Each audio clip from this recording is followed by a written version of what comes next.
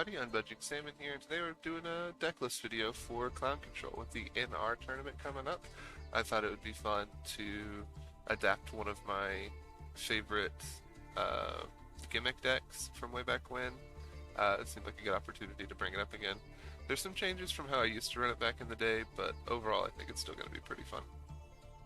Alright, so first we have Righty Driver. It's just good for deck thinning and for quick synchro with lefty. Um, you can use it with Sengen, you can use it with any of these guys, there's plenty to go around. We got a wide variety of synchros to go into. This extra deck isn't really set in stone. I didn't really use one that much back in the day, so it's just kind of like whatever you're feeling. These were just NRs that I already had, and I didn't want to spend really any more materials on it, so feel free to do what you will with this. 80 changer, always good. Obviously you can dump it, change the attack and defense of your Blade Rabbits, your Dream Clowns, your Craft Clowns. Pretty useful, since that's kind of what the whole deck revolves around, is changing everyone's battle positions. Alright, then we got Blade Rabbit. When he's changed from attack position to defense position, you can destroy a monster on the field. Pretty simple, that's what the deck does, so not a big deal. Sengen can grab any card in the deck except for... Nope, except for him, for Spirit Dragon. He's kind of a new addition, even though he's an old card. I just thought he'd be fun in this one. Next you have Dream Clown. When he's changed from attack to defense, you can destroy... It's the same as Blade Rabbit. Just destroy it on the field. All good. Next is Card Carry Strategist.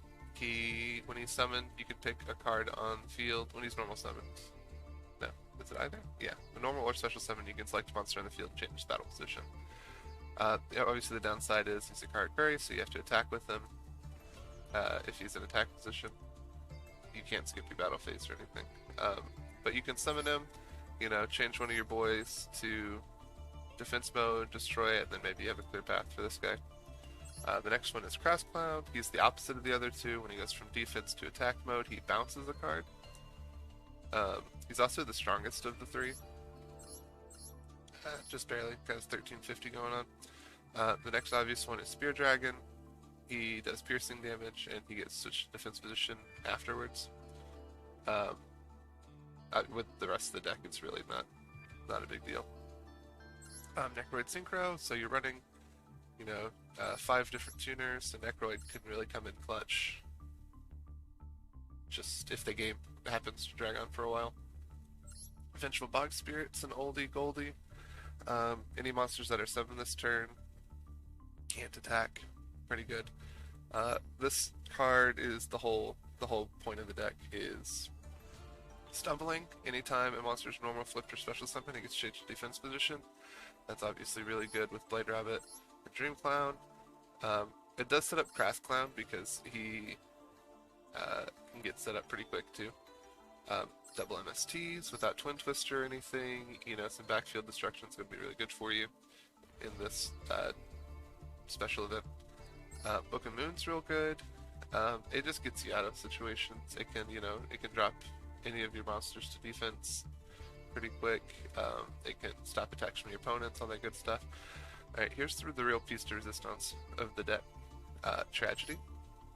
When an attack position monster your opponent controls gets switched to defense position, you can activate it and destroy all defense position monsters your opponent controls, which is really good because you're also going to be running Zero Gravity, which just switches the battle positions of all monsters on the field, which would work for all your clowns and your rabbit, as well as mix up your opponents. And of course, if they're on attack mode, you can activate Tragedy afterwards to destroy all their monsters if you didn't get enough destruction with all your clowns.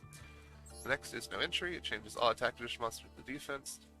Not super useful with Craft Clown, but with the other 6 cards, it lets you destroy monsters on their side of the field. Magic Drain. It's just a good counter trap. I have a feeling that to make up for the slightly weaker monster selection, people are running a lot more spell cards. Magic Drain's good because to commit to whatever they're going to use, they have to negate another magic card to use it. So, or discard another magic card to use it. So that's good. Labyrinth of Nightmare is real fun. During each player's in phase, the battle positions of all the face-up monsters that the turn player controls switches, which is really good, especially if you're using Stumbling, because it resets your monsters. It'll reset Spear Dragon every single turn after you attack with it.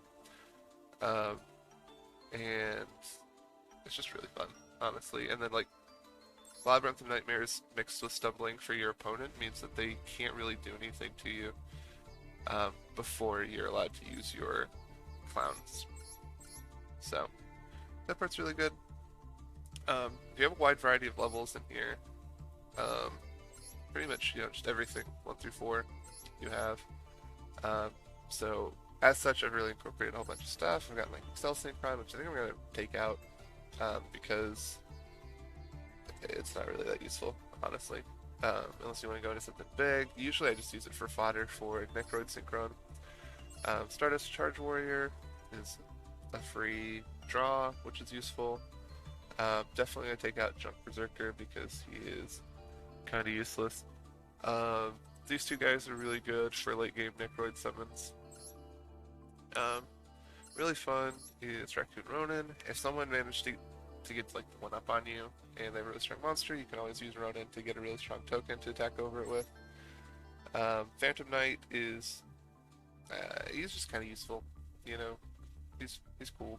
He drops an opponent's monster to 0 and negates their effect.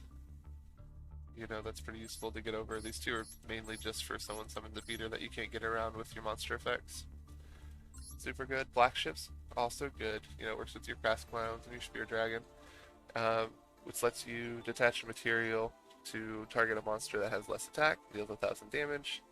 It also has 2100 attack, which makes it pretty good for your deck. You have Gravity Controller, which at the start of the damage step, you discard battles of a monster in the extra monster zone. You can return both that and this card to the deck, so you can bounce link monsters that you're not super into. Proxy Dragon, he just can't be destroyed by battle or card effects if he points to another card. Code Talker, he gains 500 attack for each card he points to, cannot be destroyed by battle or card effects while it points to a monster. And Proglio, if you control him, you can banish this card and one card he points to, target one link monster in either player's graveyard, summon but banish him and leaves the field. Like I said, like the entire extra deck, meh. Do what feels right to you. You can mess around, take out the drivers or whatever, but I highly suggest keeping the Car Curries, the Clown Engine, Blade Rabbit. 80 Changer, you could probably get rid of too, you have enough here, but I need to fill out the deck with things that weren't SRUR, so feel free to use it. It's very frustrating if people in best of ones, because people aren't going to expect to just have their cards moved all over the place. Obviously the attack change stuff isn't going to work for link monsters, which is why you added Vengeful Bog Spirit, because it still keeps them from attacking. Since Stumbling won't work on links. So, and then that should give you enough time to do whatever you need to do with all these people.